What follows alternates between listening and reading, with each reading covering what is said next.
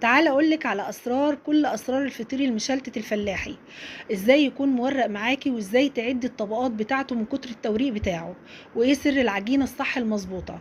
طبعا الفطير المشلتت بيحب العجينه بتاعته لا تكون طريه قوي ولا تكون ناشفه قوي، العجينه اللي هي بتكون بتلزق بسيط. وفي نفس الوقت معاكي برضو لازم تسيبي العجينه بتاعته ترتاح اكتر من ساعه. وطبعا بتعجنيها لو في الشتاء بميه دافيه، ولو في الصيف مش هتفرق معاكي الميه بتاعته خالص. بنبدأ بقى بعد ساعة بنبدأ نقطع الفطير ازاي. بقطع كورة كبيرة، وخلال الكورة دي بعمل يعني اصغر منها بالظبط 10 كور صغيرين، احطهم في قلبها. بفرد الكورة الكبيرة زي ما انتوا شفتوا كده، وببدأ افرد الكور الصغيرة واحدة تلي الاخرى. وطبعا ما بين كل واحدة وواحدة بحط طبعا سمنة، اهم حاجة السمنة.